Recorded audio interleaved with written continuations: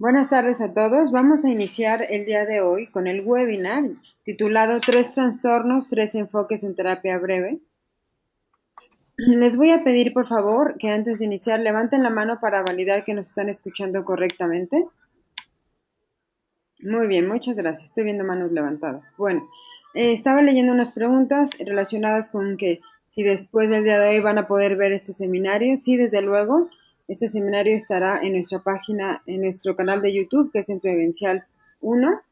De todas formas, cuando termine, les enviaremos la información con el link para que por favor lo revisen y con otros seminarios que nosotros tenemos a lo largo del tiempo que llevamos haciendo este proyecto de seminarios en línea. Hay muchos temas y sería muy bueno que ustedes los pudieran revisar. Bueno, Javier ya nos acompaña el día de hoy, lo están viendo en pantalla. Eh, el título del seminario del día de hoy, como les decía, es Tres trastornos, tres enfoques en terapia breve. Hablaremos del modelo, desde el modelo cognitivo-conductual del trastorno de ansiedad, desde el modelo de psicoanálisis fobias y desde el modelo de terapia sistémica a las adicciones. Nos acompaña el día de hoy el profesor Javier Ávila. Así que bueno, pues los dejo con ustedes. Javier, bienvenido. Disfruten mucho el webinar. Tendré una duración de 1 hora y al finalizar él responderá todas las preguntas que van a ir haciendo a lo largo del webinar. Por lo tanto, en el panel de control tienen ustedes a su disposición la opción de preguntas, que sería muy bueno que conforme él vaya haciendo la presentación las vayan escribiendo y al finalizar se responden. ¿Ok? Bueno, pues aquí está Javier, adelante. Hola, ¿qué tal, compañeros? Buenas noches, tardes. Este, pues bueno, vamos a comenzar con este webinar, con este seminario en línea. Em, sí, pues el título lo que vamos a hacer hoy es explicar, compartir, charlar sobre la terapia breve y en particular pues tres como momentos y tres de los modelos que tendríamos. Entonces, bueno, para comenzar, pues quisiera mencionar como el modelo que estamos tomando de psicoterapias. Em, este modelo es rescatado de, de la propia corriente sistémica. Am, Perdón, denme un segundo. Ok, entonces el, el modelo que trabajamos acá es es el siguiente que están viendo en su pantalla, que son las directrices de la psicoterapia breve. No está muy claro, pero bueno, los cuatro indicadores que están más externos de la pantalla, o sea, la parte superior es conducta, la inferior introspección, la izquierda problema y la derecha solución. Esos son los cuatro tendencias que tendría la psicoterapia breve, o sea, habría psicoterapias más enfocadas a lo conductual y otras más enfocadas a la introspección. Asimismo, había dentro de las mismas, habría psicoterapias enfocadas a la solución del problema y otras al trabajo del propio problema. Entonces, en ese sentido, dentro del cuadrante tenemos en el primer cuadrante a la terapia sistémica, que sería más del orden del análisis del problema, pero orientado a la conducta, ¿sí? Vamos a ir viéndolo. La segunda sería la cognitivo-conductual, más orientada a la solución desde lo conductual. La tercera serían las terapias fenomenológicas, que podríamos entender el humanismo en un sentido más general, Sin embargo, acá lo hemos trabajado como fenomenología, puesto que esa es su base epistemológica y nos da más amplitud, y también porque de ahí se desprendió la noción de vivencia. Si, si lo retomamos, pues el centro vivencial, ¿no? De ahí es donde desprende ese concepto de la fenomenología de Husserl. Entonces de ahí viene la idea de vivencia. La fenomenológica estaría entonces orientada a la introspección, pero con solución de problema.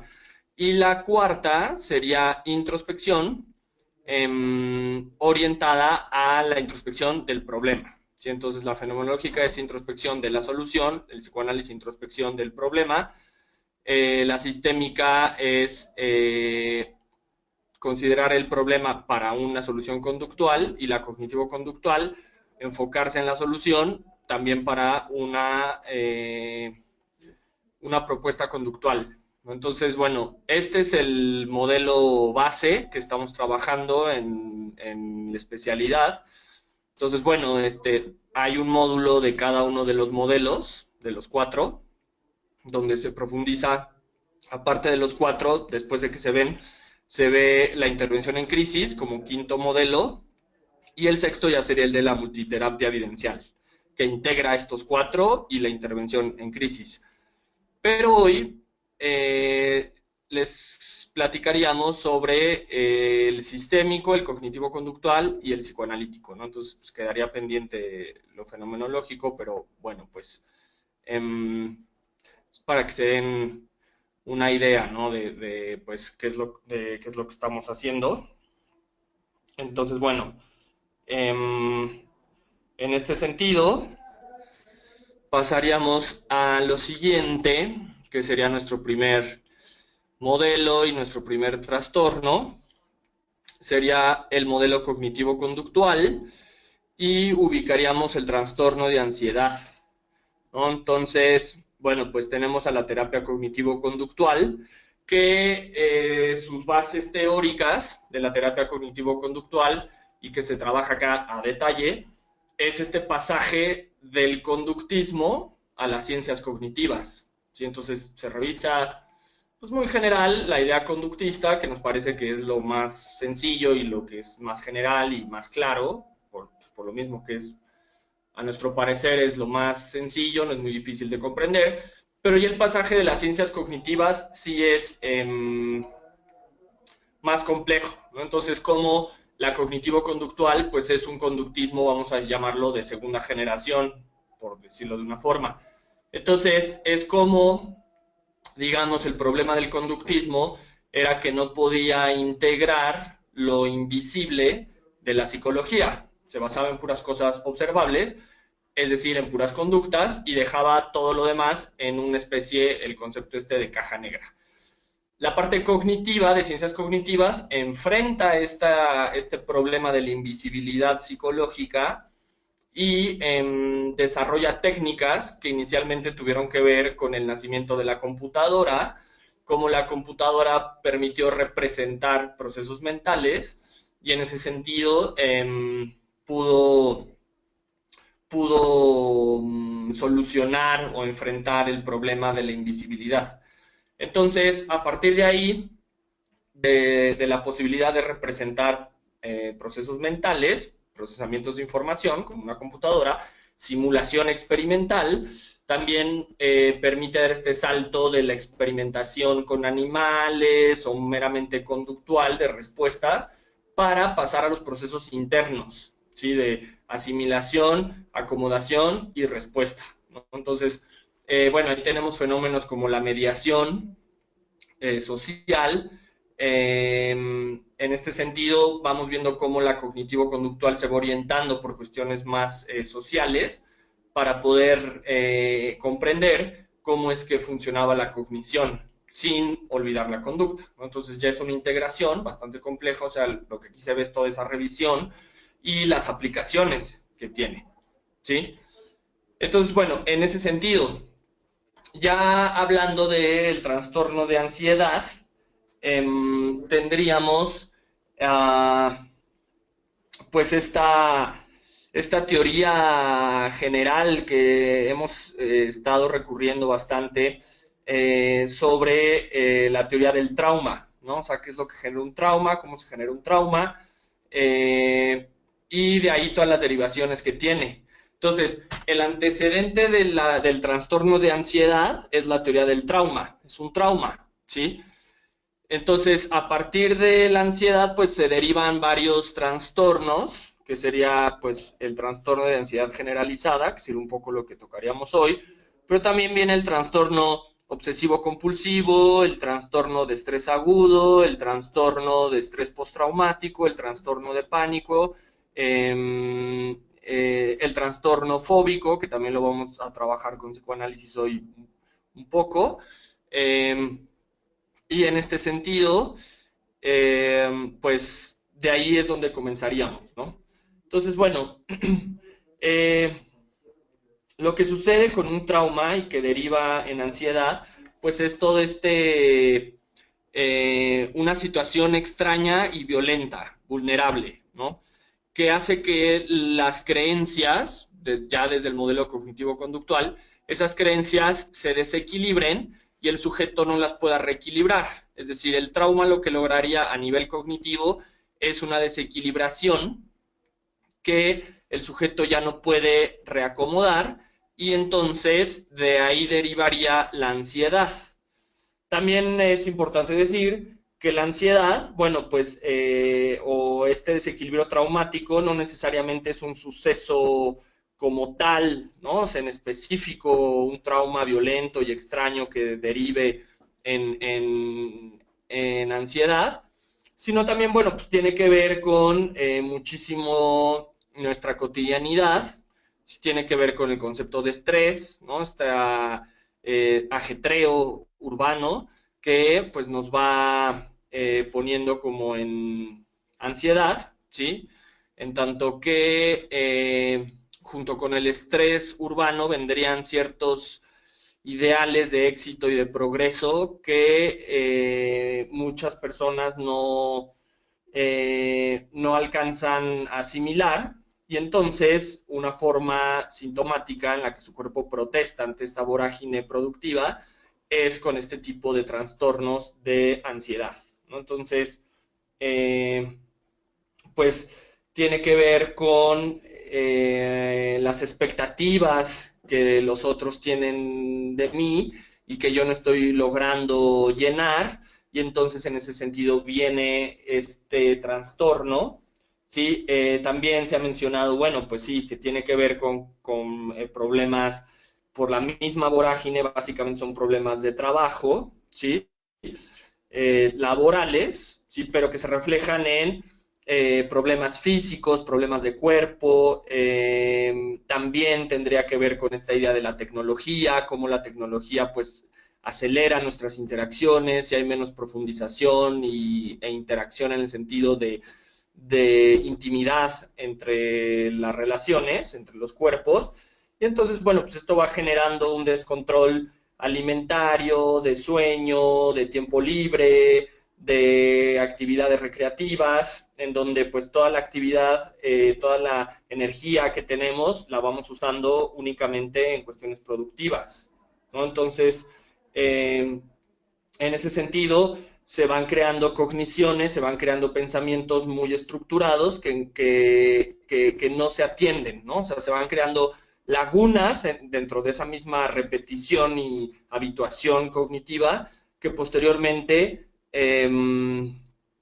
van generando un trastorno, ¿sí? O sea, se van creando una especie como de lagunas cognitivas, una falta de elaboración, de procesamiento del sujeto, ¿sí? En donde simplemente repite cosas porque en algún momento supuso que esa es la forma del éxito, y cuando pasan los años, pues como no se reflexionó hacia dónde iba a llevar esto, por qué, si sí lo quería, si sí me gustaba realmente, tal, devienen este tipo de trastornos, ¿no? Entonces también pues estaríamos hablando de una desconexión espiritual, en el sentido de que mi espíritu, mis objetivos como ser humano, en un sentido más de la naturaleza, más amplio, pues se van perdiendo y entonces deviene este tipo de trastornos, ¿ok? En ese sentido, pues hablaríamos de pérdida de interés, evitación a ciertas tareas, desapego como a ciertas personas, a ciertas labores, a ciertas actividades, una restricción afectiva, que es no intimar más de lo básico con las personas. Y bueno, si esto no se va atendiendo, pues puede derivar o a la par, porque la ansiedad tendría una característica que es la comorbilidad, es decir, que hay varios síntomas al mismo tiempo. Sin embargo, cuando decimos trastorno es que lo principal o la raíz o lo que lleva este sufrimiento del sujeto pues, tiene que ver con una cuestión de ansiedad, ¿no? Pero la comorbilidad, pues es que vienen varios síntomas más, por ejemplo, la depresión. Si esto no se atiende, pues puede derivar en una depresión, que a su vez puede derivar en una melancolía, por ejemplo, o en un suicidio, ¿no? Entonces, en ese sentido, por eso sería muy importante tenerlo en cuenta, intervenirlo, no dejarlo como una normalidad. Uno de los problemas que se mencionan en la literatura, en la investigación de este trastorno, es que pues se ve normal, ¿no? El que estemos ansiosos, se ve como exagerado las personas que se puedan quejar de esto, y entonces, bueno, ese puede ser uno de los problemas principales, ¿no?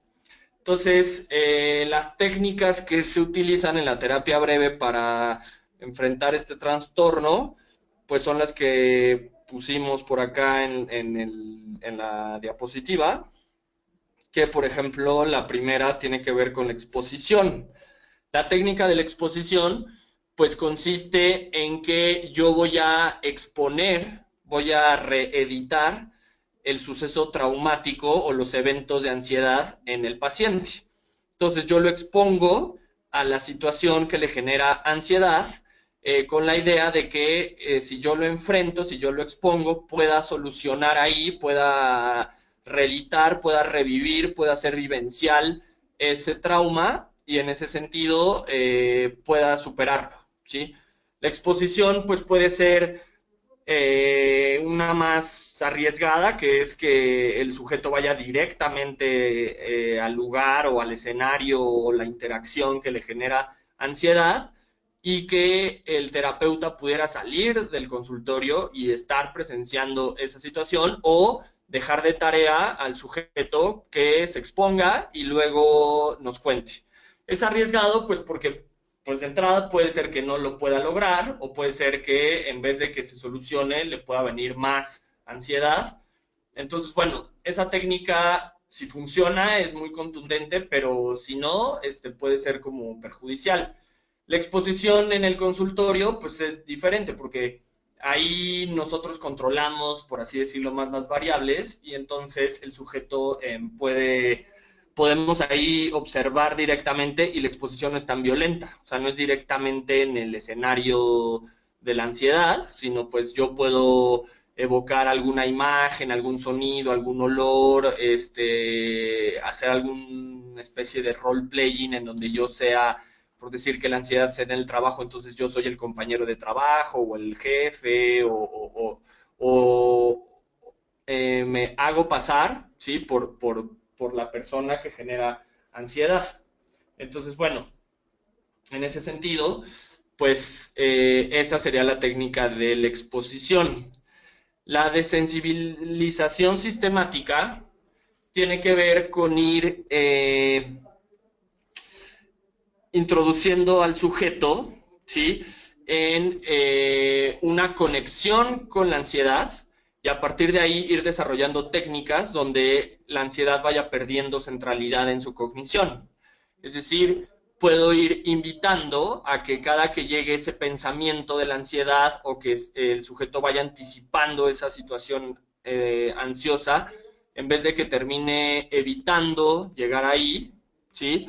Pueda irla desensibilizando, en tal sentido que pueda ya estar ahí, pero sin una carga cognitiva angustiante que le genere parálisis, ¿no? Entonces, Bueno, pues ahí las técnicas son de varios tipos, hay más afectivas, hay otras más cognitivas, hay otras más fisiológicas, pero todas coinciden en que yo voy a ir haciendo progresivo el que ese sujeto vaya perdiendo esa centralidad cognitiva que tiene. ¿Esto cómo se logra? Pues la parte fisiológica, pues tiene que ver con relajación, meditación, respiraciones, conexión del cuerpo, etcétera, que lo vamos a ver un poquito más adelante, ese punto. La desensibilización afectiva tiene que ver con evocar emociones y poder sustituir emociones en otro contexto, casi siempre en el pasado, que trajeron placer, y entonces irla sustituyendo. Yo sustituyo la creencia ansiosa del presente por una pasada o agradable pasada. ¿Sí? Entonces, en ese sentido, cada que yo pienso en que tengo que ir a trabajar y eso me genera ansiedad, entonces ahí detengo y sustituyo por ese contenido cognitivo con esa creencia de un lugar de placer. Entonces voy debilitando la fuerza de la creencia y va perdiendo terreno. No necesariamente se tiene que hacer con creencias agradables, mínimo se pueden hacer con creencias neutrales, por así decir, o sea, que no traen ansiedad, y entonces por ahí se va disminuyendo, ¿no? O sea, estas técnicas son como más inmediatas, ¿no? Son como más para intervenir como de primera, ¿no? Ya luego, pues sí se buscaría, aunque sea terapia breve, ir dándole simbolización a este proceso y por eso ahí nos sirve la parte de la fenomenología y del psicoanálisis. Luego tenemos el procesamiento cognitivo. Estaríamos diciendo que el sujeto, dentro de la ansiedad que le generó, hay lagunas, ¿sí? Que no está conectando cognitivamente y buscaríamos que, o supondríamos que con la conexión cognitiva de esas lagunas, el sujeto podría entender la situación, podría entender por qué está haciendo lo que está haciendo y entonces podría evitarlo, pero ya no en un sentido patológico, sino podría comprender que es algo que no le gusta, etcétera, y dejarlo de hacer o seguirlo haciendo, pero sin un sentimiento, sin una sensación ansiosa, ¿no? Entonces, en este sentido, lo que se busca es que el sujeto pueda ir detallando, ¿sí? El proceso y que pueda ir conectando, que pueda ir creando cognitivamente esos puentes, ¿sí? En donde entienda, por ejemplo, la situación ansiosa, ¿sí? Y por qué dicha actividad o dicha conducta le está realizando.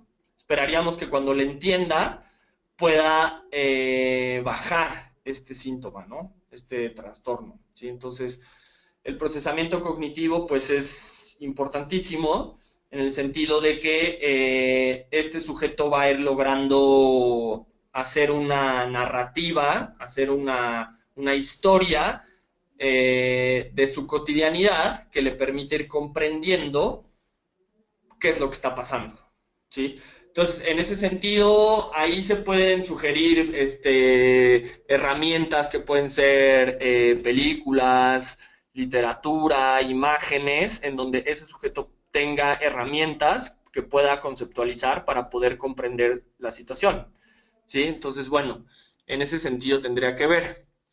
El entrenamiento de la inoculación de estrés, pues tiene que ver con que ese sujeto pueda ir creando una suerte de defensa en contra de la ansiedad o en contra del estrés.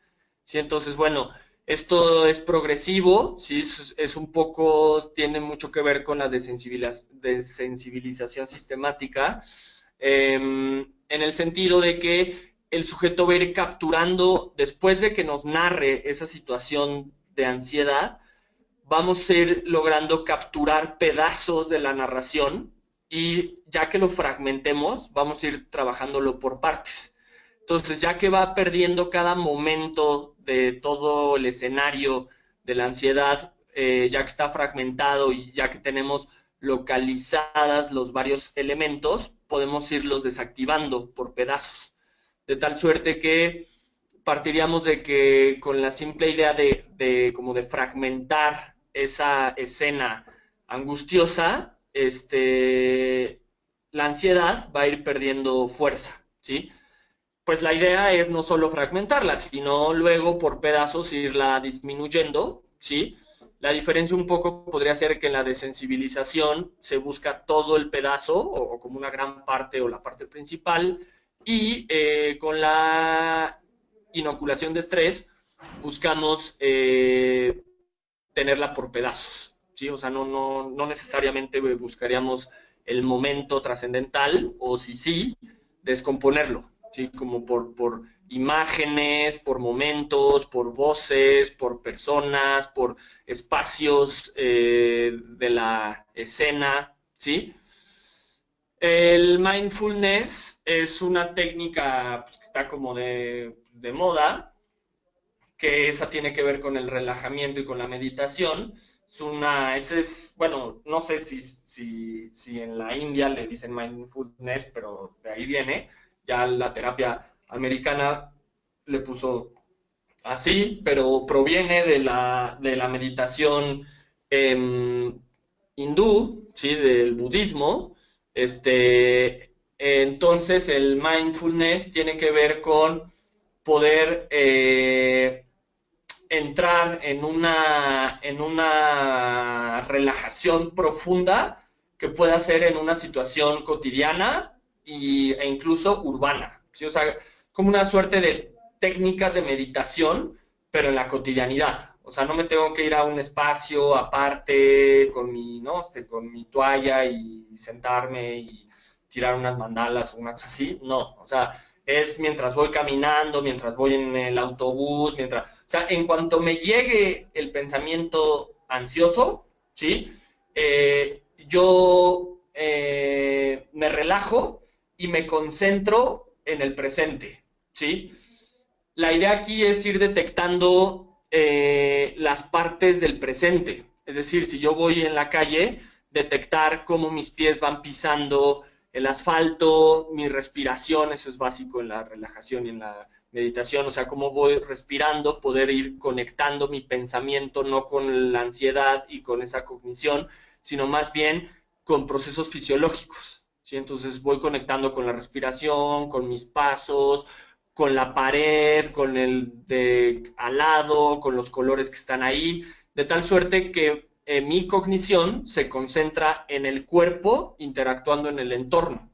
Entonces, esta técnica funciona muy bien para desactivar de primer momento el pensamiento de la ansiedad. Entonces, bueno, pues requiere entrenamiento. De hecho, bueno, todas estas técnicas y el propio modelo cognitivo-conductual pues está basado en monitoreos y en entrenamientos del paciente. Se le dejan tareas que no son tareas escolares, obviamente, sino tareas de las técnicas. Él tiene que hacer técnicas, revisárselas y prácticamente pues la sesión mucho más pragmática, en donde yo solo voy supervisando cómo le fue con esas técnicas, con esas tareas, y voy reforzándolas o voy complejizándolas, ¿no? Entonces, bueno, la reestructuración cognitiva, pues tiene que ver ya con un paso más, que es que ese sujeto pueda reelaborar cognitivamente esa situación de ansiedad, ¿sí? Entonces, no necesariamente ese sujeto tendría que modificar el hábito o la actividad. Pensemos sobre todo cuando lo que nos genera ansiedad es la escuela o es el trabajo. O sea, son actividades pues que no podría dejar tan sencillamente y que si las dejara pues tendría que volver a otro trabajo, tendría que volver a otro colegio, entonces pues no desaparecerían simplemente con cambiar como de actividad o como de el escenario, ¿no? Sino que partiríamos de que pues el sujeto trae algo que no ha procesado y que pues, esté en donde esté, eventualmente le va a aparecer. Entonces, en ese sentido, la reestructuración tiene que ver cuando este sujeto realmente ya creó nuevas creencias, nuevas cogniciones, nuevos esquemas que le permiten enfrentar esas situaciones ya sin una sensación de ansiedad. Entonces, en este sentido, la reestructuración pues, tiene que ver con prácticamente vivir lo mismo, pero con distintas creencias. Entonces, bueno, esto se logra pues con las técnicas anteriores, pero no nada más para que disminuya, sino que ese sujeto ya pueda enfrentar la situación de trauma, de pues, patológica, pero ya sin ese componente, ¿no? O sea, sino vivirlo de una forma mínimamente vivible, valga la redundancia, o que incluso lo pueda vivir con una suerte de satisfacción. ¿Sí? Esa es la reestructuración como ideal, ¿no? Y por último tenemos la psicoeducación, que esa pues básicamente es proveer de información al paciente con la idea de que la ansiedad disminuya. ¿Sí? Entonces yo le puedo dar información, tanto conceptos, ¿sí? Para que pueda ubicar qué es lo que le está pasando y en ese sentido pueda comprender mejor y tenga recursos cognitivos para poder entender su problema, pero también puedo, como ya les comentaba, proveer de cine, literatura, arte, etcétera, con la idea de que pueda poner en algún lugar, poderle dar material extra para que el paciente pueda tener más recursos con los cuales reestructurar su cognición. Y también esto tiene que ver, esta técnica es más usada, la verdad, para los familiares, por ejemplo, o la pareja, o los hijos, bueno, que son los familiares, ¿no? Entonces, muchas veces los familiares no entienden lo que le está pasando al paciente. Entonces tiran al paciente de exagerado, de victimizado, y nunca dan cuenta de que en realidad no es porque él quiera, al menos en un sentido consciente, no es que él quiera sentirse mal, que él quiera sufrir, sino es algo que no controla. Entonces, básicamente se le explica a la familia también con conceptos, no conceptos necesariamente psicológicos o conceptos teóricos, no, o sea, sino conceptos mucho más vagos, pero que sí funcionen, para que la familia pueda entender qué es lo que está pasando con su familiar, con el paciente, y entonces pueda haber una retroalimentación ahí más sistémica donde se distribuya el síntoma, si eso lo que los sistémicos buscarían dentro de varias de sus técnicas es distribuir el síntoma, pero en la cognitivo-conductual más bien es que hay una comprensión del síntoma y que pueda haber una colaboración o al menos que no sea perjudicial y que no acrecente el síntoma la familia, ¿no? Entonces, bueno, pues más o menos esas son las técnicas. Obviamente la especialidad pues las vemos no nada más con este trastorno, sino con más y vemos más técnicas y más a profundidad. Ejercitamos con varias dinámicas de distinto tipo. La supervisión de casos es algo que hacemos bastante, entonces pues, se ven casos de ansiedad, en este caso, por ejemplo, y después de que vemos las técnicas, pues bueno, ahí ejercitamos, ¿no? Pues también hay roles de juego que los propios estudiantes participan, role-playing, sociodramas, en donde pues ya no solo es la parte de entender la aplicación o de poder utilizar en una simulación estas técnicas, sino que se hace vivencial. Uno es parte del, al menos en un role-playing, es parte del problema y entonces hace vivencial pues la técnica terapéutica. ¿Ok? Si tienen algunas dudas o comentarios, anótenlas, escríbanlas y ahorita que terminemos contestamos. ¿Ok? Ya casi se va a acabar el tiempo, entonces lo dejamos hasta aquí. No, es cierto. Este, bueno, tenemos ahora el segundo caso, el segundo modelo, que también aquí somos bastante, pues porque el psicoanálisis a final del día es el soporte epistemológico más duro, más serio, más fuerte, no solo de la clínica, porque el psicoanálisis piensa en términos no de terapia simplemente, sino de clínica.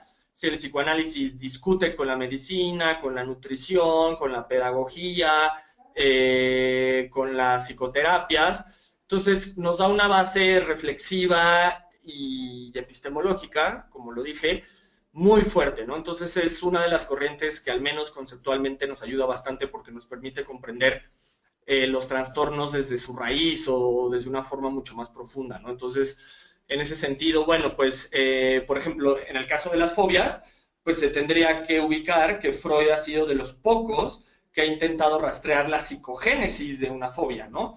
Mientras, por ejemplo, la cognitivo-conductual o la sistémica no es de sus intereses llegar a la raíz del problema, como ya lo comentamos en el primer diagramita de las directrices.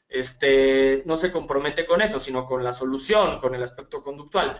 El psicoanálisis, por el contrario, no. Se compromete con la raíz, con la psicogenia, con los orígenes de los trastornos, ¿no? O sea, entonces, por eso es que, digamos, en los textos de Freud uno siempre encuentra referencias históricas en la historia de la humanidad, en la historia de los sujetos.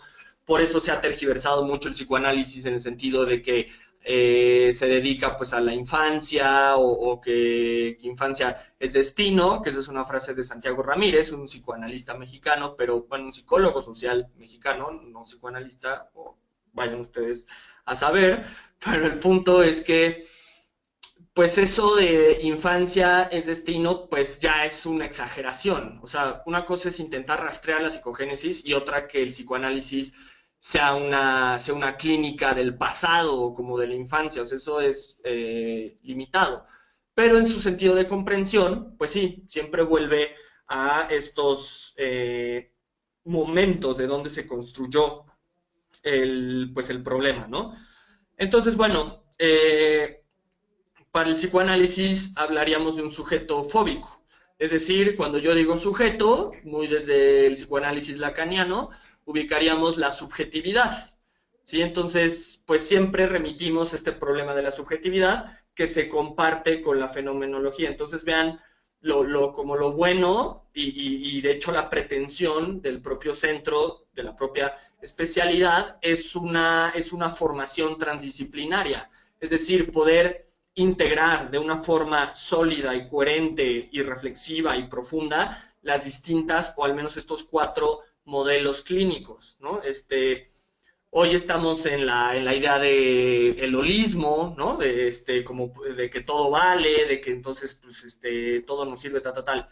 Pues de inicio nosotros acá coincidimos con eso, pero sí diríamos que la idea de la transdisciplina es tener mucho más rigor analítico y conceptual y de técnicas para poder integrar. Entonces, no es nada más así, aviento cuatro modelos y a ver ahí cómo los juntamos. No, o sea, realmente es porque son compatibles. Hay puntos muchos que no lo son y también se ve, ¿no? O sea, hasta dónde son compatibles, hasta dónde sí.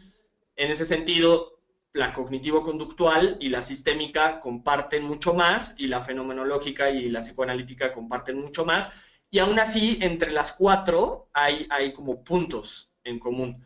Sin embargo, creo que la más fuerte o como la que más nos funcionaría para terapia breve, puesto que es la que más lo ha trabajado, es la propia sistémica. Pero bueno, en psicoanálisis revisamos también estos pasajes de cómo finalmente Freud era una clínica individual, era una clínica del diván. Todavía en Lacan aparece toda esta idea de que no puede haber psicoanálisis de niños, ni psicoanálisis de pareja, ni psicoanálisis breve, ni psicoanálisis de grupo, ni psicoanálisis familiar. Y bueno, esas son ideas ortodoxas, serias, se reflexiona por qué, o sea, no nada más como una necedad de los psicoanalistas o de los teóricos, sino se ve por qué. Pero de ahí le podemos sacar approach, ¿no? Le podemos sacar ventajas, aplicaciones de ese psicoanálisis ortodoxo, clásico, para llevarlo, por ejemplo, en este campo, a la terapia breve, ¿no? Entonces también se revisa todo ese pasaje que aquí no da tiempo de verlo, pero bueno, pues si les interesa, si se inscriben, vale bastante la pena simplemente por el hecho de poder elaborar cognitivamente, ¿sí? Entre el grupo, elaboramos cómo es este pasaje hacia un psicoanálisis de terapia breve, de una forma rigurosa y seria, ¿no? Que eso es lo que yo les comento, ¿no? O sea, estos pasajes de entrada, pues cualquiera los puede decir, pero ya hacer los pasajes, construirlos, es muy complicado y bueno, eso es lo que nosotros acá les ofrecemos, ¿no? Les brindamos esta posibilidad. Ok, el sujeto fóbico, ¿sí? Tendría que ver con eh, una, una falta, ¿sí?, de prueba de realidad, ¿sí?, una falta de corte de la realidad, ¿ok? Estaremos partiendo del supuesto freudiano de que la realidad exterior, en general, es hostil, ¿sí? Hay una realidad exterior que es hostil. Ese es un principio epistemológico del psicoanálisis fundamental. Si no, no tiene sentido. Si la realidad es benévola, es rusoniana, etcétera, pues no tendría sentido. Si la realidad exterior es hostil, es decir, hay represión, ¿sí? Entonces tiene sentido todo el psicoanálisis. En la medida que este primer gran corte, la llamada castración, que Lacan retoma al pie de la letra, pero la subvierte como casi todo lo que tocó Lacan, tiene que ver con poder hacer este corte en el sentido de eh, entender que yo no soy el objeto de amor genital de mis figuras parentales, sino por el contrario, ellos son la pareja, que son mis padres, son esa relación parental y yo tengo que separarme de eso, ¿sí? Y tengo que salir a una realidad y tengo que hacer como el padre y si quiero y si bien me va, conseguirme una pareja como en mi familia, ¿sí? Entonces, este problema en el corte, ¿sí? De cómo hacer entender al niño, al sujeto, que no está, en términos ya de la fobia, no está protegido, ¿sí? O sea, no hay un continuo de placer eterno para siempre, sino que hay una realidad exterior hostil que tienes que enfrentar, ¿sí? En donde la consistencia de la regla, de la ley simbólica del padre va a generar un yo fuerte o un yo débil, ¿sí? Entonces, si el padre fue constante, o sea, fue constante, aunque sea frustrante, su constancia, va a crear un yo más o menos fuerte, ¿sí? En cambio, si siempre facilitó, si nunca hizo el corte, si siempre fue sobreprotector, ¿sí? Va a generar que este sujeto no pueda enfrentarse a la realidad exterior hostil. Entonces, cuando vienen amenazas de afuera, ¿sí? Este sujeto va a generar la fobia. La fobia, en el sentido psicoanalítico, sería que este sujeto no puede representar la angustia que la frustración le genera. ¿Sí? Entonces, si la realidad exterior hostil nos genera, por así que por naturaleza, angustia, nosotros con la representación yoica tendríamos que poder amortiguar esa violencia externa, ¿sí? Eso lo podemos generar si ha habido un corte de los padres, si ha habido una castración, ¿sí? Si no la hay, ese sujeto no está capacitado cognitivamente para traducir la angustia del exterior en representación de lo que está pasando. Entonces, como no hay representación mental, se desplaza hacia un objeto externo, ¿sí? Entonces, desde el psicoanálisis, el objeto fóbico en realidad son los padres, ¿sí? Que están desplazados en un objeto, llámese sangre, enfermedad, un caballo, una taza, el patrón, la escuela, la exposición, ¿sí? Entonces, eso más bien, o sea, desde la raíz, según el psicoanálisis, y es bien curioso este pasaje entre Lacan y Freud sobre este problema que es el caso Juanito, que es justamente el caso de fobias famosísimo del psicoanálisis, en donde Juanito tenía fobia a los caballos, ¿sí? Entonces Freud da cuenta, que tiene que ver con esto que les estoy comentando, de que Juanito no puede representar la angustia de castración y entonces la desplaza en los caballos, ¿sí? Pero es porque no puede crear una representación mental, ¿sí? Entonces, en ese sentido, lo que según Freud Juanito quiere es quedar simbiotizado con la madre porque la madre le sigue cumpliendo su fantasía de que ella es su pareja, ella es su objeto de deseo y eso ya es muy interpretación, pero en términos reales de un niño es que va a tener todo solucionado o nunca va a tener que enfrentarse por sí mismo a esa realidad externa hostil, ¿sí? Entonces, en ese sentido, para Freud, Juanito deseaba quedarse en la relación simbiótica con la madre, ¿sí? Entonces el padre lo amenaza y en este sentido amenaza y Juanito genera la fobia, ¿sí? Cuando leemos ese mismo pasaje en Lacan, la cosa es más lacaniana, valga la redundancia, ¿no? Porque para Lacan, en realidad, Juanito quiere salir, no quiere quedar capturado. Ese es así justo el concepto lacaniano, quedar capturado, ¿sí? Entonces, Juanito no quiere quedar capturado y en ese sentido genera la fobia como una alternativa, obviamente fallida, de querer salir, ¿sí?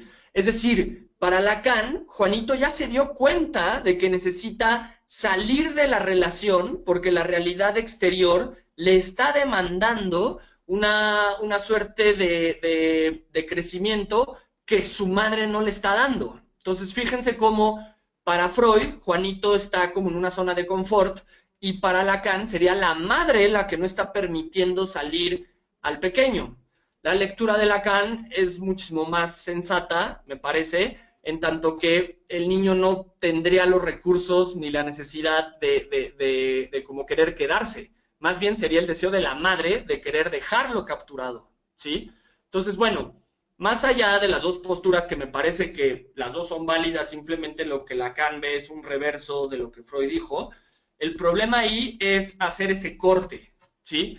En la medida en que todos estos cortes entre este principio de placer, ¿sí? Como instaurado sin principio de realidad, sería lo que generaría las fobias, ¿ok? Sin embargo, bueno, aquí como ya les comenté, pues las fobias son muy complicadas, casi todas las psicoterapias simplemente las ha trabajado como síntomas y desde ahí se ven, sin embargo no se llega a la psicogenia, ¿no? Aquí lo que vemos es si ese módulo de fobias, sí profundizamos un poco más con psicoanálisis, pero también llegamos a momentos muy oscuros, ¿no? Y entonces, bueno, pues a partir de ahí presentamos casos y vamos viendo las distintas alternativas. Hay distintos tipos, incluso de fobias. Por ejemplo, las de Diez-Bleikmar son las que trabajamos, que es escuela argentina, lacaniana. Por ejemplo, se habla de fobias de transposición, de identificación, de insuficiencia o progreso cognitivo, de insuficiencia yoica, las traumáticas, que podrían ser las más fáciles, y por ejemplo las mixtas, ¿no? Que ya es como toda esta complejidad. En realidad este problema de las fobias sigue siendo una oscuridad, sin embargo el psicoanálisis es el que le ha entrado más de lleno, ¿no? Entonces sí es algo que con las fobias sí nos dedicamos con psicoanálisis al menos un pedazo del módulo importante para poder comprender este fenómeno de una forma profunda. Para continuar, antes de eso, una nota al pie, porque nosotros partimos de la idea de que en psicoterapia breve necesitamos mayor comprensión, ¿no? Hay quien dice, bueno, pues la comprensión profunda es nada más en la terapia clásica o larga o normal. En la breve es rápido. No, o sea, la intervención, las técnicas sí son rápidas, sí es pragmático, pero la comprensión tiene que ser incluso más profunda, puesto que tienes menos tiempo, entonces necesitas desarrollar habilidades cognitivas de comprensión de la complejidad mucho más que quizás en una terapia larga en donde tienes pues más tiempo para poder ir viendo de qué va pues el problema del paciente. Ok, me extendí, pero bueno, tocaba así, ¿no? Las técnicas, hablaríamos aquí de exposición por imago, que es lo mismo de la cognitiva, es decir, exponerlo al suceso traumático, pero no conductualmente, sino desde el imaginario, ¿sí? Entonces ahí se apuesta por una narrativa detallada del suceso y entonces el terapeuta va indagando en el detalle de la imagen del recuerdo. ¿Sí? Entonces, se le pide que la narre a detalle. Inicialmente, con la pura narrativa, el sujeto va elaborando discursivamente el suceso traumático o el suceso fóbico. ¿Sí? Entonces, en ese sentido, al menos se le enfrenta, se le expone a la situación, no en una forma tan violenta como la cognitivo-conductual, pero bueno, pues ponerlo en palabras tampoco es nada fácil y detallarlo suele ser también muy complicado, ¿no? O sea, suele ser muy duro. Aquí se rescatan momentos, ¿sí? Y se va preguntando cosas que quedan incoherentes. En un modelo cognitivo-conductual pues se van buscando momentos no tan aversivos, más neutrales y desde ahí se va desensibilizando el momento, pero en psicoanálisis no, en psicoanálisis se van buscando otras áreas, ¿sí? Imaginarias en el sujeto que lo remitan a otra cosa, ¿sí? Entonces, utilizaríamos esta técnica para ver esa fobia a qué le remite en el imaginario del sujeto y en esta forma que él pueda hacer esa conexión o ese procesamiento cognitivo.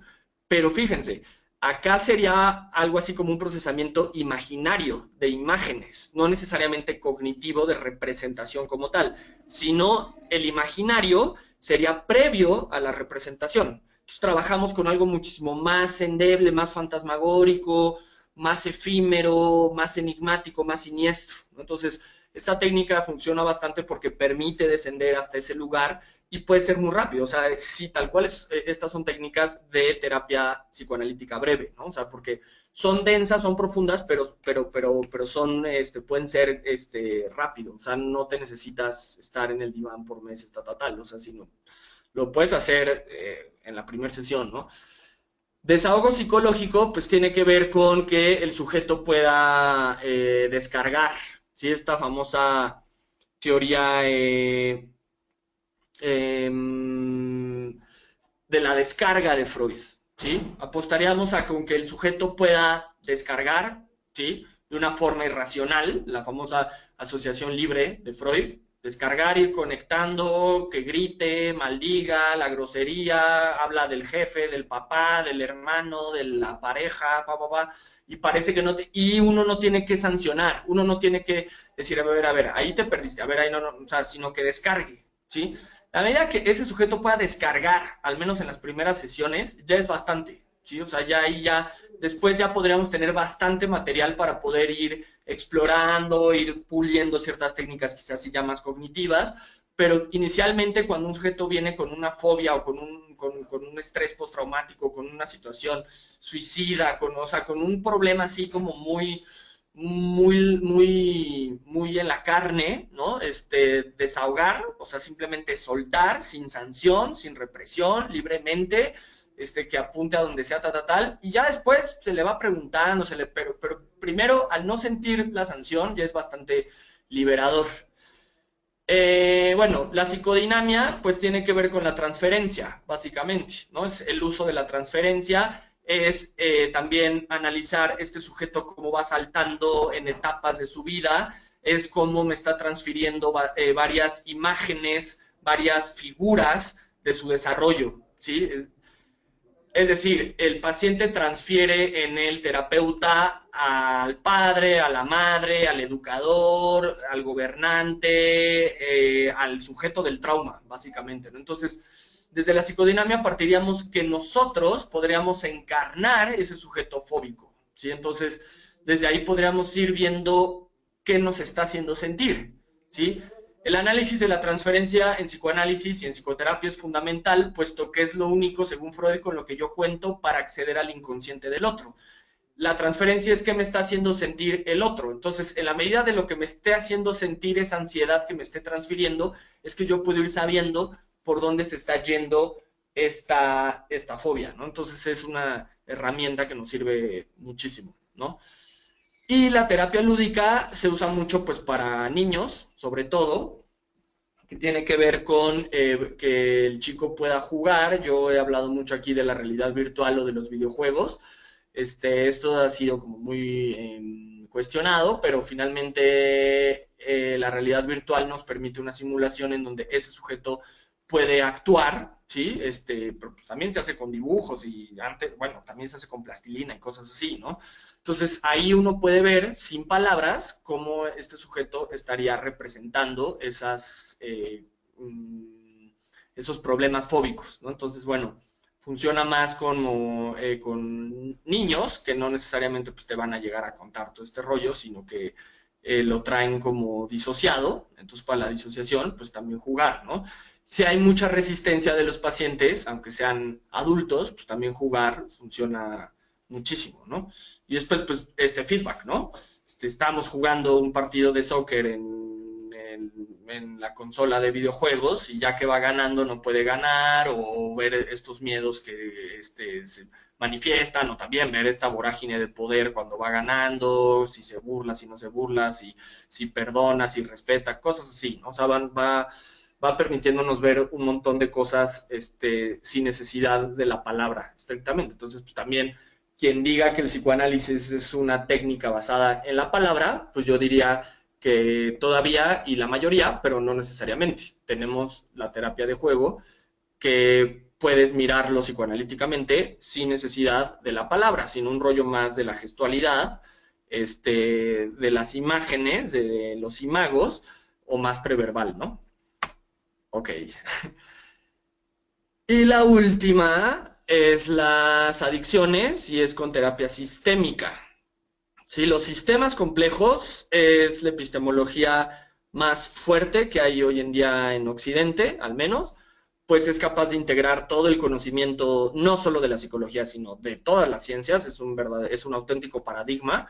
Y en ese sentido, pues bueno, hay una aplicación en todas las ciencias, en todas las disciplinas, es totalmente basada, como dice su nombre, en la complejidad, en la transdisciplinariedad, en la discontinuidad, las emergencias, sí, o sea, nuevos fenómenos que la ciencia moderna, la ciencia lineal, la ciencia de la comprobación, la ciencia de la medición, pues se queda corta, ¿no? Entonces, en ese sentido, la aplicación de sistemas complejos, hay varias escuelas, pero nosotros utilizamos más la de Václavic y Nardone, bueno, y Bateson, y hay como un montón de teóricos más, pero Václavic pues el teórico que ahorita estamos utilizando más.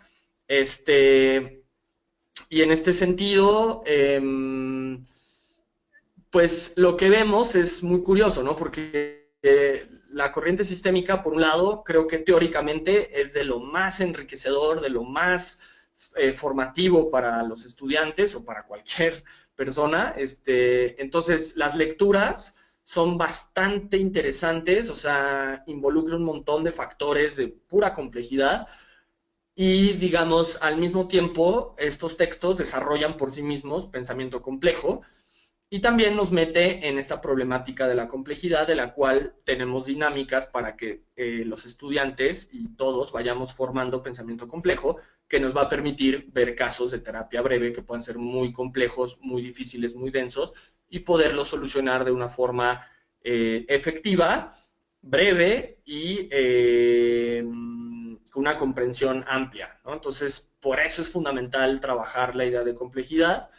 Entonces, bueno, por un lado tiene todo este rollo como muy teórico, de aplicación, de formación de pensamiento, pero también la sistémica tiene muchísimas técnicas, ¿no? Entonces combina todo, porque es como teóricamente está muy completo, pero también se basa en técnicas todo el tiempo. Entonces, los libros, yo ahí les sugeriría si les interesa, pues que ahí se descarguen algunos artículos de Václavic, Paul Václavic, tipo etólogo, etnólogo, cibernético, psicólogo, basado en un montón de enfoques bastante diversos, divergentes, que él converge y formula cosas. Él hablaba de una suerte como de epistemología clínica, ¿no? Entonces ahí estamos viendo ya por dónde, es lo único que se podría mirar por ahí, ¿no? O sea, es de los pocos teóricos que reconoce toda una labor epistemológica en la propia clínica, ¿no? Entonces eso es bastante valioso y todas las técnicas que desprenden son bastante irreverentes por ponerles una palabra, bastante arriesgadas. Václavic mismo decía que habría que apostar por cuestiones inoportunas, como improvisadas, apostar por los síntomas de los pacientes, cosas como que contravienen las ideas clásicas o tradicionales de la terapia, ¿no? Entonces, bueno, ahí quedarían los sistemas complejos. Ya para ir terminando, bueno, este problema del consumo pues, de sustancias, adicciones, ¿no? Si somos lacanianos, diríamos adicciones, es decir, hay algo que no se puede decir, ¿no? Si le ponemos a-dicciones, o sea, hay un problema de dicción, ¿no? O sea, hay algo que no se está pudiendo decir y entonces viene el relleno, que es la sustancia, para poder taponear o para poder hacer decir al sujeto que sin la sustancia no puede decir. Sí, entonces, bueno, aquí, pues sí, básicamente tiene que ver desde los sistemas complejos con un ordenamiento sintomático del sistema. Es decir, Václavic partiría de que una persona adicta, ¿sí?, está haciendo funcionar a un sistema, ¿sí? Entonces, el sistema, como fallan, cualquier sistema humano falla, entonces siempre hay figuras expiatorias que van a taponear y van a darle funcionalidad a ese sistema desde la patología. Entonces, los adictos, ¿sí?, ocuparían este lugar de enfermedad, pero que da ordenamiento, que da continuidad, que da regularidad al propio sistema. Si somos un poco Foucaultianos, diríamos que los enfermos mentales o los presos de las cárceles son esos síntomas del sistema social general, o por decirlo del sistema nacional o una cosa así. Sin embargo, si lo vemos más desde la terapia sistémica, pues tiene que ver con los sistemas familiares y cómo hay ciertos miembros de la familia que ocupan este lugar de enfermedad y la mayoría de las veces, y entre más jóvenes sean, ocupan la patología desde una cuestión de consumo de sustancias, ¿no? Entonces, este problema desde la sistémica se vería como que el paciente está dando un ordenamiento a ese sistema desde la patología, ¿sí? Y como ya les comenté, siendo lacanianos, pues hay algo, ¿sí? Hay algo que no se está logrando comunicar, que no se está pudiendo reconocer, que no se está logrando decir, hay un desacuerdo que ya este paciente, el sujeto, estaría cobrando este lugar del adicto para rebelarse, para protestar, pero al mismo tiempo está cayendo ya en un lugar también pues de víctima, ¿sí?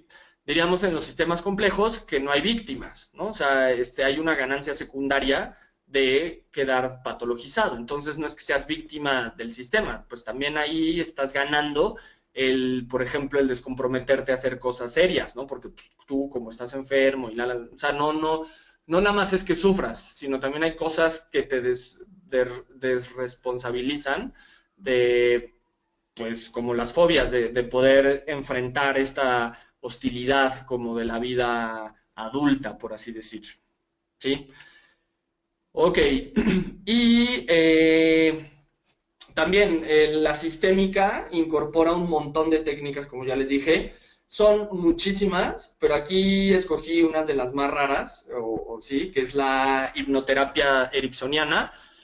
Erickson, pues era hipnotista e hizo su terapia.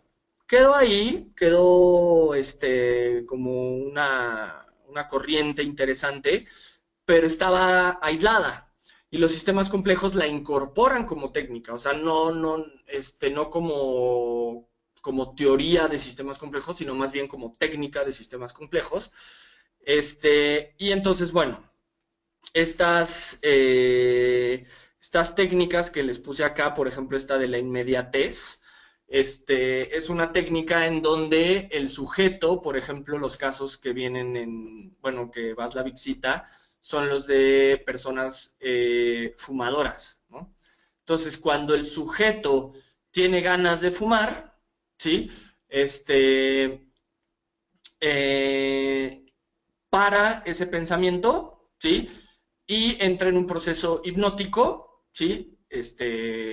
Por su propia cuenta, o sea, no necesariamente con el terapeuta, digamos, el terapeuta ahí funcionaría para entrenarlo, pero ya después cuando surjan las ganas o la ansiedad, de pues, querer fumar, el sujeto tiene que ir reconociendo eh, en el escenario en el que está los elementos que están en su inmediatez, es decir, la pared, la mesa,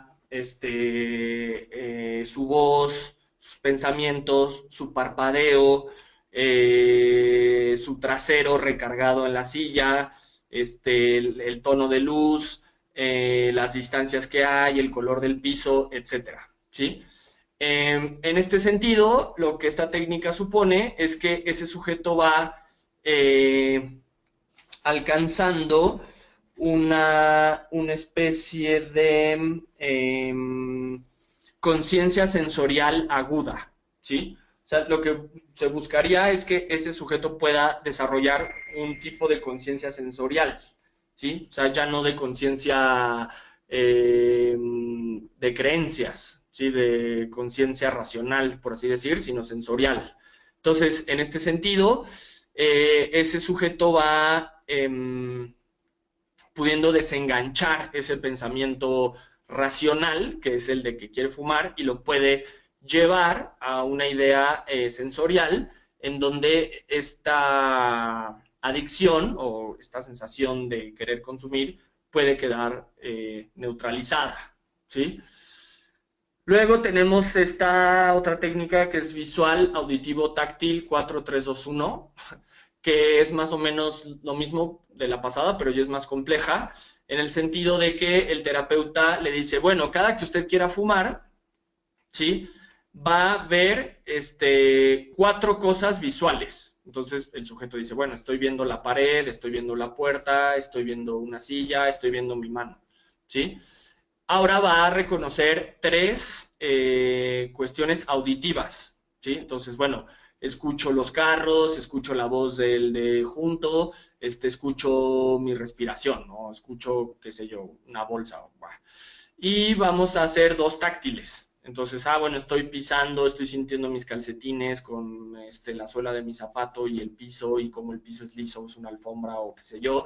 Estoy reconociendo táctilmente cómo la mesa es de vidrio y entonces tiene una textura lisa, tal, ¿sí?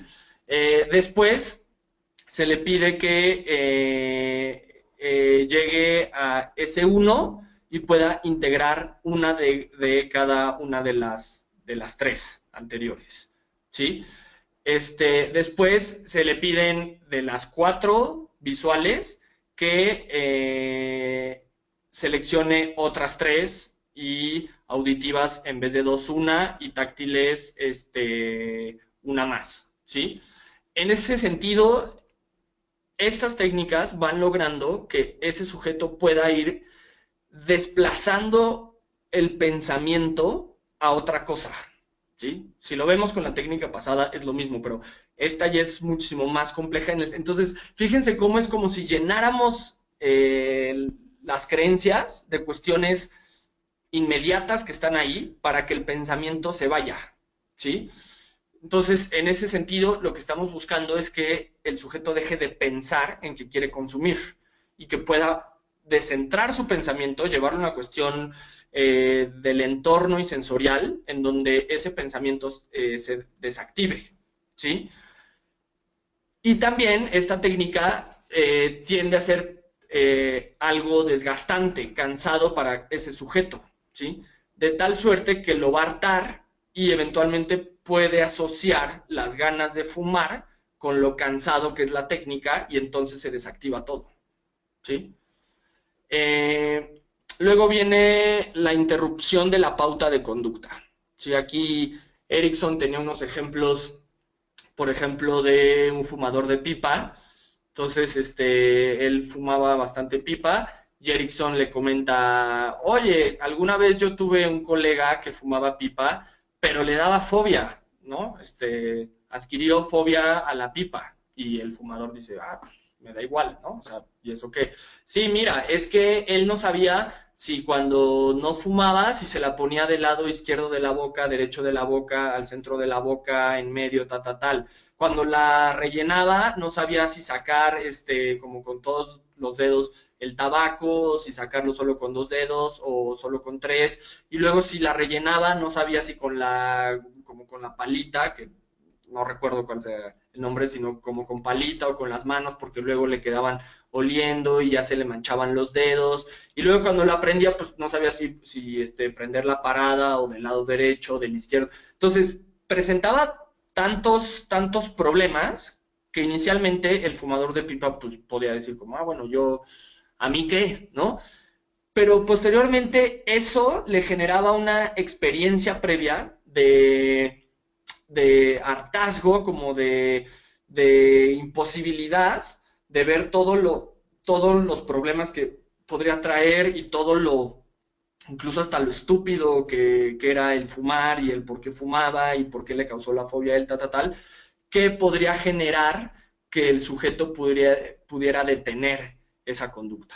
¿Sí? Entonces, estos casos son increíbles porque tienen índices de eficacia como muy altos y como veíamos en el primer cuadrito de las directrices, pues en realidad, fíjense cómo retoman el problema, pero lo llevan para la conducta. O sea, ya no profundizan de, a ver, vamos a ver de la raíz, de por qué fumas, tal. No, sino simplemente tu problema, vamos a complejizarlo, pero llevado para una cuestión conductual.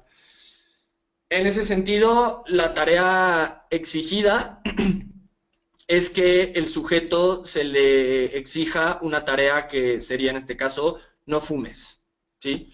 Entonces, bueno, el sujeto cuenta que eso lo tenía, que no podía, hasta que fumó, Entonces puede ser, la tarea es que vas a tirar hoy en la noche todos los objetos con los que fumas, encendedores, ceniceros, cajetillas, pipas, las tiras, ¿sí? Cuando el sujeto entre en el momento ansioso de querer fumar, la tarea va a ser, tienes que parpadear, ¿sí?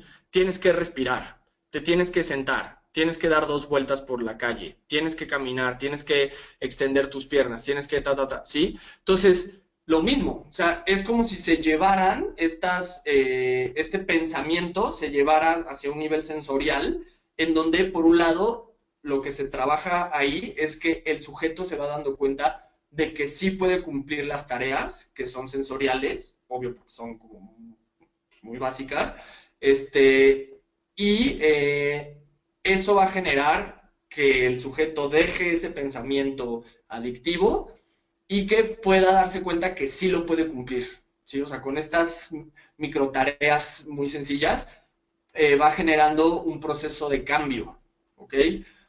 Obviamente yo se lo estoy contando express, ¿no? Porque pues ya estamos sobre el tiempo, etcétera, pero bueno, o sea, aquí se ven a detalle, se practican, vamos teniendo feedbacks, cómo se funciona, cómo no, especialistas que nos cuentan, etcétera. Y por último, tenemos la técnica de la utilización. La utilización en terapia ericksoniana tiene que ver con utilizar todo lo que el paciente nos diga, ¿sí? O sea, no vamos a sancionar algo del discurso del paciente, sino lo vamos a utilizar, ¿sí? Entonces, bueno, esta técnica es bien compleja, pero funciona bastante, ¿no? Entonces es cómo no desacredito lo que está diciendo el paciente, sino que lo utilizo para desarrollar las técnicas, ¿ok? Entonces, em, por ejemplo, si alguien se queja de sus hijos, entonces en vez de decir, no, es que tienes que cambiar tus hijos, es que tal, bueno, utilizo a los hijos, a la siguiente terapia los cito y los utilizo para que ellos intervengan en la terapia familiar y puedan mejorar la relación de los padres. ¿Vieron? Pues eso ya desde la ortodoxia, al menos del psicoanálisis o de la terapia tradicional, pues era impensable, ¿no? Entonces, utilizo eso mismo sintomático para el propio proceso. Habrá que decir ya para terminar que la terapia sistémica sí se vale de todo el sistema, de todos los agentes que participan y no tiene problemas en invitarlos al proceso, ¿no? O sea, no es nada más como con el paciente, sino que pueden ir distintos actores. Y pues,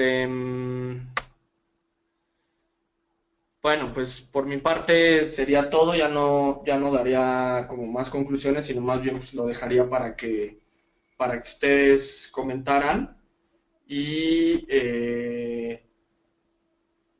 no sé, como vean, Está bien. Vamos ahora a sí, pasar a la sesión de preguntas. Si está ya, le porfa para que te diga cómo las puedas ver y se vayan respondiendo, ¿ok? ok.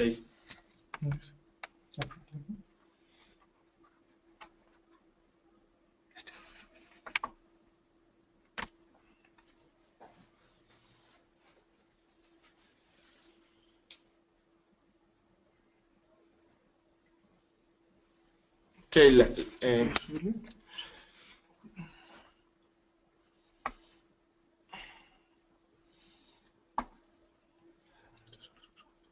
ok, dice que si va a obtener alguna certificación de la especialidad, sí, sí hay certificación. Este, ¿existe la manera de ver el seminario? Sí, se sube al canal del propio centro. Em, luego, este, ¿por qué el mindfulness está en cognitivo-conductual? Ah, bueno, porque dentro de esta revolución del conductismo, como se desactiva la cognición, el pensamiento racional, por eso es cognitiva conductual, ¿sí? O sea, por eso se aplica ahí, ¿no? Pero bueno, como yo les comenté, originalmente es un proceso de meditación de, pues de India, ¿no? O sea, oriental. Pero en tanto que se relaja, o sea, es un proceso de relajamiento y de desactivación de la creencia, por eso entraría como técnica cognitivo-conductual, ¿ok? Dice la cognitivo-conductual como ve al espíritu.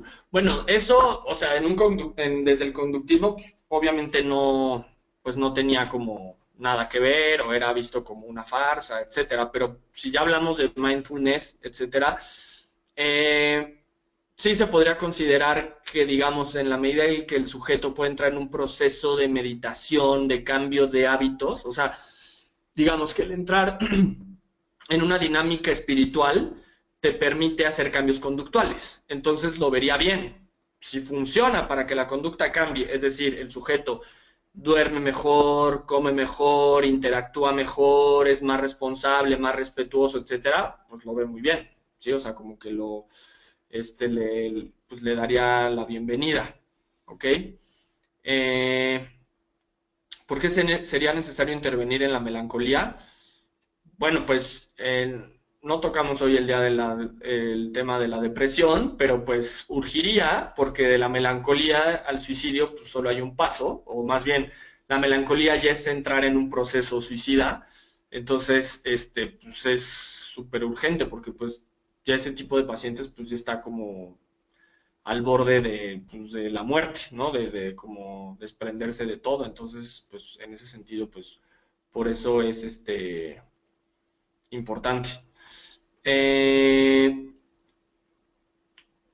Eh, sí es riesgoso la exposición de mandarlo solo al lugar de los traumático, por eso se sugiere acompañarlo o de plano si no tenemos la disponibilidad ni el tiempo ni el deseo, pues recrearlo en el consultorio. O sea, no necesariamente tienes que llevarlo. Yo soy de la idea de más bien en el consultorio, ¿no? Ciertos casos que sí sea muy necesario, muy útil y que uno tenga la disposición, pues sí se podría ir, pero de entrada no. Eh, estas técnicas en qué edades se pueden empezar a aplicar, pues desde la adolescencia para arriba, porque desde la adolescencia ya diríamos que pues que ya hay una responsabilidad, ¿no? Ya hay como la voluntad ya está más, pues más desarrollada, ¿no? Entonces, eso, y si son niños, pues la terapia de juego es bastante útil, ¿no? Em, el mindfulness, no, como evitación de la situación. No, preguntan aquí, ¿el mindfulness cómo lo manejas para que la persona no llegue a utilizarlo como evitación de la situación que genera la ansiedad y llegue a resultar contraproducente? No, sino que más bien es que pueda desactivar la creencia, pero la práctica sí la logre sobrellevar. O sea, no es que no llegue a la situación estresante porque se desvía a un salón a meditar, no. O sea, la idea es que sí lo enfrente conductualmente, pero que la creencia se desactive, ¿sí? Este, eh, Cuando la persona no está diagnosticada con un trastorno de ansiedad y solamente presenta ciertos rasgos, ¿cuál es la técnica más eficaz para su tratamiento? No, partiríamos de que un diagnóstico como tal, por más que lleguen superdiagnosticados, nosotros no lo compramos.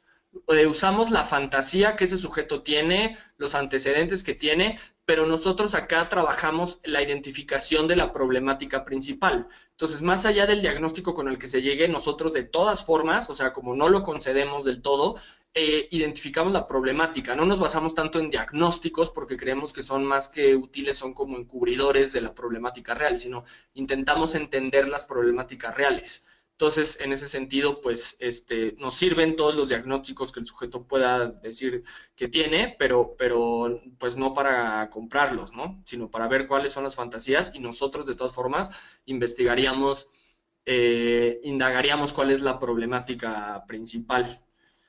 Eh, la castración da recursos al yo para hacerle frente a la frustración.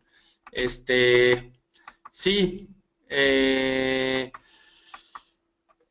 justamente, es curioso, pero sí, o sea, el que haya una consistencia de la frustración genera una fortaleza yoica que eventualmente entrena al niño para poder enfrentar el mundo de la realidad externa, ¿sí? De acuerdo con el psicoanálisis, ¿qué explicación aborda cuando la fobia es desarrollada cuando la persona es adulta y no se desarrolló en la infancia? Claro, ese es uno de los problemas que vemos. O sea, no todas las fobias son infantiles, ¿no? También, pues, obvio, hay muchas fobias que se dan en un contexto adulto. Pero ahí es porque hay una interacción del mundo adulto que está reeditando el mundo infantil y entonces se activa, ¿sí? Los tipos de fobias, que es las de Blakemar, las comenté, es transposición, de identificación, de insuficiencia o progreso cognitivo, de insuficiencia yoica, traumáticas o mixtas. Son 6. Este, lo pueden googlear, es un libro, pónganle fobias y Bleichmar y seguro que les sale, está en la red, es un libro de Gedisa. No recuerdo bien el título, pero creo que con que le pongan así, quedaría. Eh, ¿Qué pasa cuando no habla ni colabora y muestra resistencia? Desde la sistémica, lo que estamos diciendo, utilizamos esa resistencia, ¿sí? Entonces, por ejemplo, las técnicas sistémicas le dice, bueno, a la próxima sesión no va a decir nada, ¿sí? Entonces, si se resiste y no habla, se le dice, bueno, en la siguiente no vas a decir nada y el que hable va a perder. Y ellos son muy de, el que diga una palabra, si eres tú o yo, va a pagar $1 o cosas así. O sea, como que éticamente más corrientes eso se ve mal, pero acá pues estamos partiendo de que no se hace por el dinero, sino como para que ese paciente pueda hablar. Entonces ahí pues lo que sucede es que pues el sujeto valora el tiempo que está pagando por ir. Entonces, pues ya dice, bueno, sí, o sea, esto es una estupidez el que yo esté callándome y que de todas formas, como tenga que pagar, entonces hablan, ¿no? Entonces, fíjense cómo no, o sea, desde la sistémica no me peleo con la resistencia, sino que la uso, ¿ok? Eh, Dice de la adicción a la comida o del trabajo, también se consideraría adicción, sí, o sea, como no solo adicciones tradicionales, ¿no? Que serían las drogas o el alcohol o cosas así, o el cigarro. ¿Es confiable la hipnoterapia para dejar de fumar? Sí, tiene índices bastante altos y son un poco las técnicas que ya les comenté. Eh, ¿Qué tan probable es que regrese el deseo de fumar?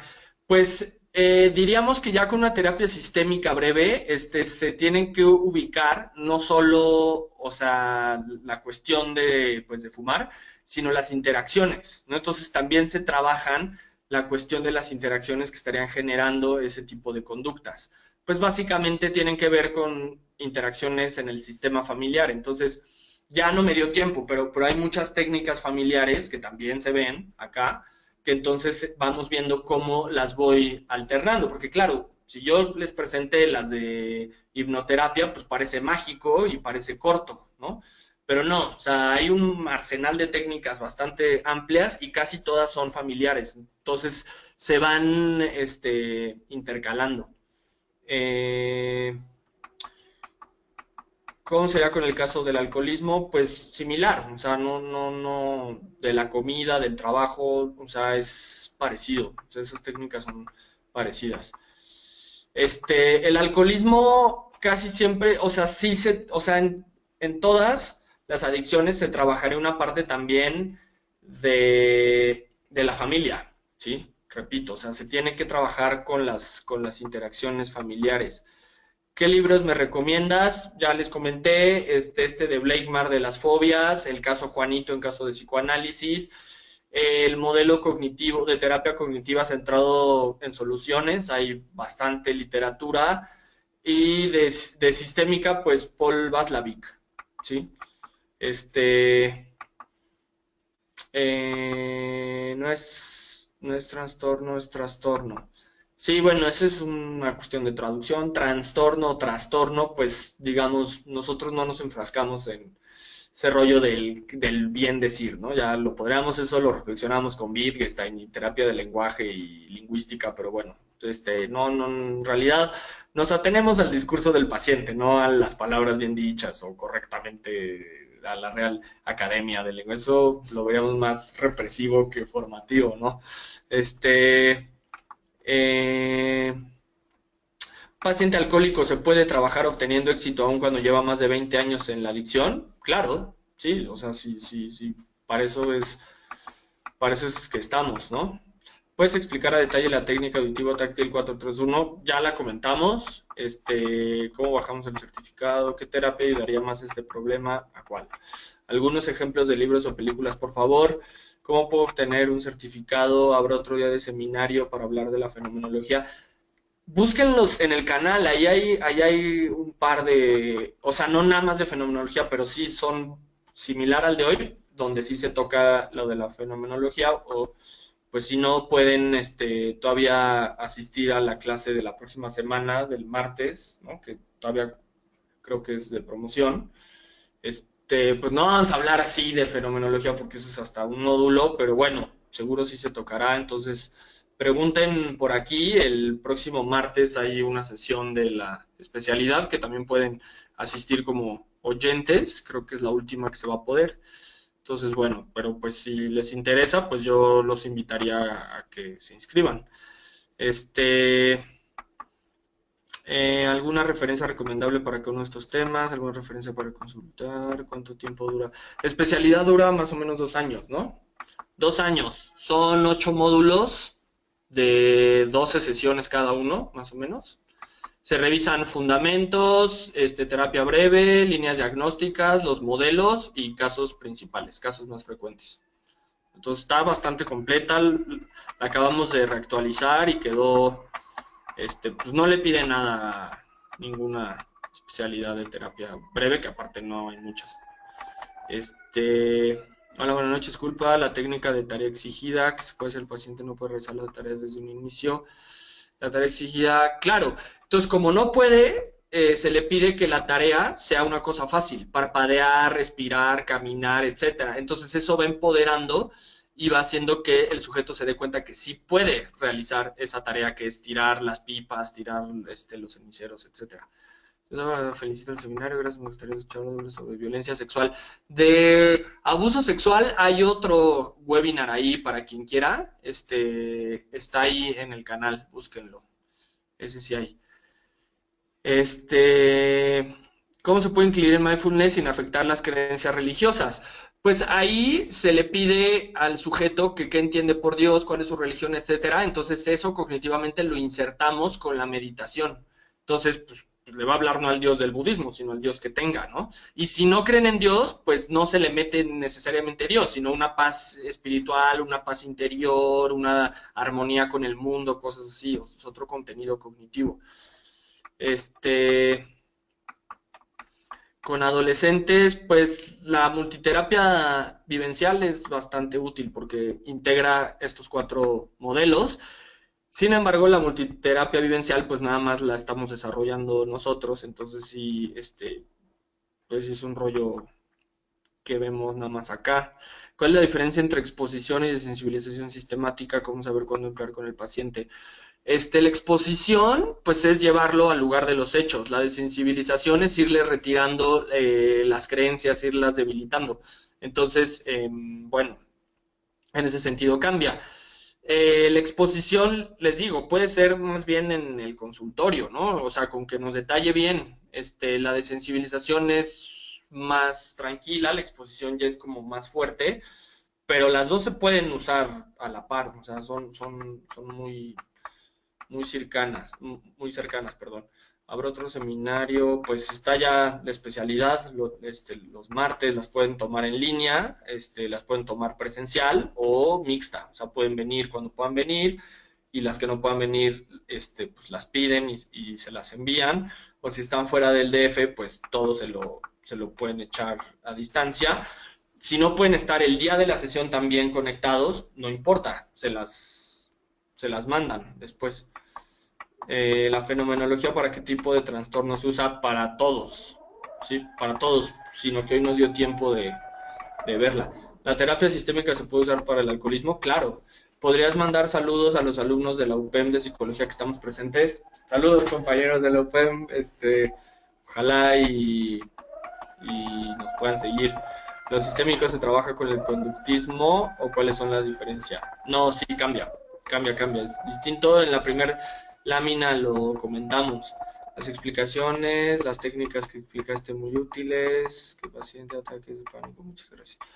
Que ataques de pánico deriva del mismo trastorno de ansiedad, ¿no? Tiene unos matices, pero bueno, pues las técnicas que vimos funcionarían también.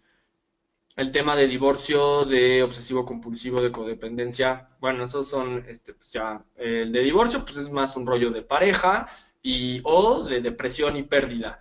Codependencia, pues es adicción y el obsesivo compulsivo es de ansiedad y de fobia. ¿Qué pasa a pesar de las técnicas 4 de la hipnosis con necesidad y la necesidad de fumar? Bueno, pues tenemos más técnicas, o sea, si una técnica pues, no funciona, pues se tiene que usar más, o sea, no estaremos condicionados como con una sola técnica, claro, por eso es que se ven un buen y la sistémica tiene muchísimas, ¿no? Entonces, luego, por técnicas no se preocupen, ¿no? O sea, como sobran y aquí las vemos igual, sí, casi todas y muchas, y, o sea, sí las estamos como entrenando bastante, como las más útiles. El sistema es de vital importancia trabajar con todos los sujetos que interactúan principalmente de la familia. ¿Necesariamente se requiere trabajar con cada miembro? Sí, se requiere trabajar con todos los miembros de la familia, todos en conjunto también, pero no siempre tienen que ir todos. Pueden ser como en pedazos, ¿sí? Bueno, pues el resto de las preguntas las vamos a imprimir, y por correo les vamos a ir dando respuesta. Ya no nos da tiempo, ya estamos como pasados del tiempo. Eh, pero muchísimas gracias por sus comentarios. Aquí hay unos que pues felicitan la sesión, la especialidad, etcétera. Muchas gracias. Eh,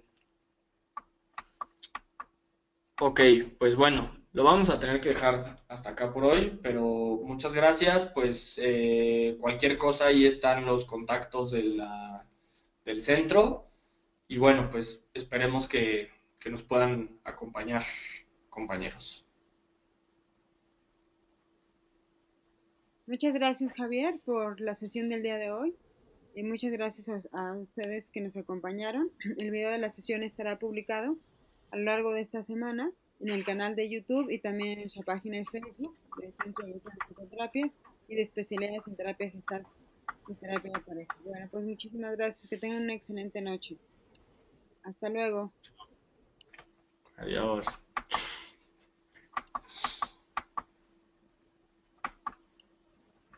Con gusto contactaremos a las personas que en este momento están preguntando en relación a la especialidad, al centro vivencial. Ok, tenemos sus datos y con mucho gusto las contactaremos.